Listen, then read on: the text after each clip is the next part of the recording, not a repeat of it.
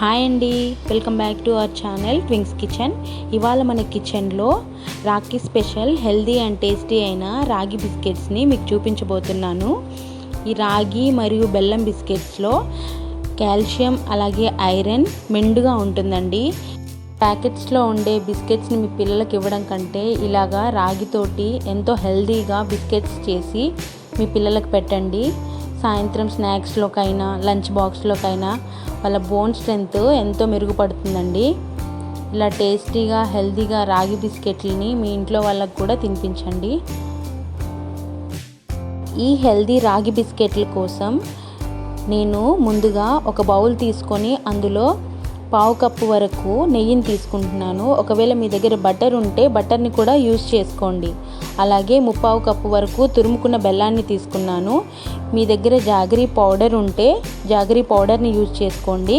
అందరికీ అవైలబుల్లో ఉండదు కదండి, అందుకే నేను ఇక్కడ బెల్లాన్ని తురుముకొని తీసుకుంటున్నాను. ఇప్పుడు ఈ బెల్లం నెయ్యిని విస్కర్తో అయినా స్పాచులాతో అయినా స్పూన్తో అయినా సరే బాగా కలుపుకోండి. ఎక్కడ బెల్లం ఉండకుండా ఇలా మెత్తగా కలుపుకోండి. బెల్లం ముక్కలు ఉంటే మళ్ళీ బేక్ చేసేటప్పుడు ప్రాబ్లం అయిపోతుందండి, అంత టేస్టీగా రావు. కాబట్టి ఇలా బాగా కలిసేలా కలుపుకోండి. ఇప్పుడు ఇందులో 1 కప్పు వరకు రాగి పిండిని తీసుకుంటున్నాను. అలాగే 1/2 కప్పు వరకు గోధుమ పిండిని తీసుకోండి. ఒక చిన్న స్పూన్ బేకింగ్ పౌడర్ని తీసుకుంటున్నానండి. మీ దగ్గర లేకపోతే స్కిప్ చేసి బేకింగ్ సోడాని యాడ్ చేసుకోండి. 2 స్పూన్ల వరకు మిల్క్ పౌడర్ని తీసుకుంటున్నాను. అలాగే 1 స్పూన్ వరకు కస్టర్డ్ పౌడర్ని తీసుకుంటున్నాను. మీ దగ్గర లేకపోతే స్కిప్ చేసి వెనిలా ఎసెన్స్ ఉన్న అది కూడా యాడ్ చేసుకోవచ్చు. ఇలా స్పూన్తో కాదు, నేను చేత్తోనే కలుపుకుంటున్నానండి. చూసారు కదా, ఇలా చేత్తో బాగా కలుపుకొని తీసుకోండి. నేను ఇక్కడ కొంచెం పాలని యాడ్ చేసుకుంటున్నానండి. నాకు మంచి టెక్స్చర్ రాలేదు ఇంకా, అందుకోసం నేను కొద్దిగా పాలని యాడ్ చేసుకొని ఒక చిన్న డో లాగా నేను కలుపుకున్నాను ఇక్కడ. చూసారు కదా, ఇలా మీరు ఎక్కువ పాలను యూజ్ చేసుకోవద్దు. 1 నుండి 2 స్పూన్ల వరకు మాత్రమే పాలను యూజ్ చేసుకోండి. ఇప్పుడు దీన్ని మూత పెట్టి 10 నిమిషాల పాటు ఫ్రిడ్జ్లో పెట్టుకుంటున్నాను.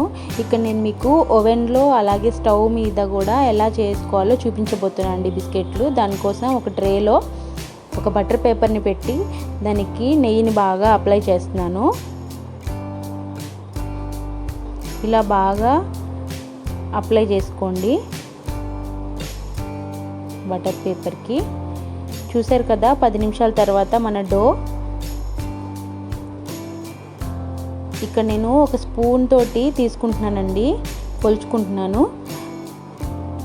మీరు దేనితోటైనా తీసుకోండి, లేకపోతే చేతితోటైనా తీసుకోండి సమానంగా. నేను కొలత కోసం ఇలా చూపిస్తున్నాను. నేను ఈ సైజులో చేస్తున్నాను. మీకు పెద్ద సైజు కావాలంటే పెద్ద సైజులో కూడా బిస్కెట్స్ని చేసుకోవచ్చు. చూసారు కదా, ఇలా కొద్దిగా ప్రెస్ చేసుకుంటున్నాను. మీరు ఇలా ప్లెయిన్లో అయినా తీసుకోవచ్చు బిస్కెట్స్ని, లేకపోతే ఏదైనా డిజైన్లో తీసుకోవచ్చు. స్క్వేర్లో కూడా తీసుకోవచ్చు బిస్కెట్స్ని. నేను మాత్రం ఇలా రౌండ్గా చేసుకుంటున్నాను. ఈ బిస్కెట్స్ని చాకుతో కొద్దిగా ఘాట్లు పెట్టి తీసుకుంటున్నానండి డిజైన్ కోసం, లేకపోతే మీరు ఇలాగైనా వదిలేసుకోవచ్చు. చూసారు కదా, ఇలా తీసుకోండి. నేను ఇంకొక బిస్కెట్ని కూడా మీకు చేసి చూపిస్తానండి.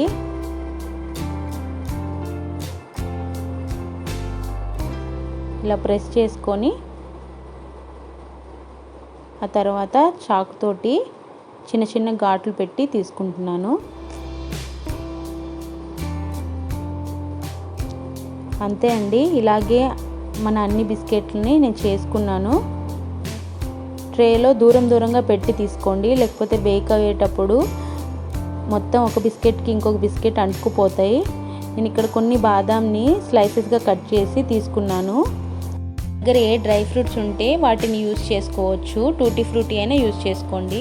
నేను స్టవ్ మీద బేక్ చేసి చూపించడానికి ఒక పేపర్ తీసుకొని దానికి నెయ్యిని బాగా అప్లై చేసి పక్కన పెట్టుకున్నాను. అలాగే ఒక ప్యాన్ని పెట్టుకొని 5 to 10 మినిట్స్ పాటు ప్రీహీట్ చేసుకున్నానండి.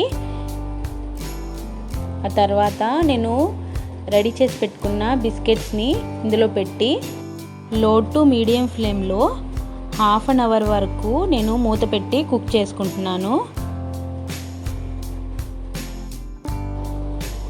అలాగే ఇప్పుడు ఓవెన్లో కూడా 120 డిగ్రీస్లో హాఫ్ అన్ అవర్ పాటు నేను బేక్ చేసుకుంటున్నాను.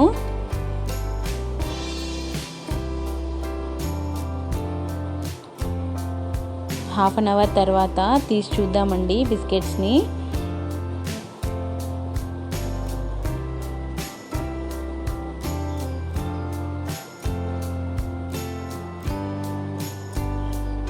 చూసారు కదా, బిస్కెట్స్ బాగా కుక్ అయిపోయాయి. అలాగే కడాయిలో ఉండే బిస్కెట్స్ని కూడా నేను తీసి చూస్తున్నాను. చూసారు కదా, ఇవి కూడా బాగా బేక్ అయిపోయాయండి. వీటిని కొంచెం చల్లార్చి ఆ తర్వాత మీరు తీసుకోండి. చూసారు కదా, రెండిటికి పెద్ద డిఫరెన్స్ ఏమీ లేదండి. చూసారు కదా, ఈ హెల్దీ రాగి బిస్కెట్స్ని ఎంత టేస్టీగా అండ్ క్రంచీగా వచ్చాయో. ఈ బిస్కెట్స్ మీ ఇంట్లో తప్పకుండా ట్రై చేసి చూడండి. ఈ రెసిపీ నచ్చినట్లయితే లైక్ చేసి షేర్ చేయండి. సబ్స్క్రైబ్ చేసుకోవడం మాత్రం మర్చిపోకండి. Thanks for watching.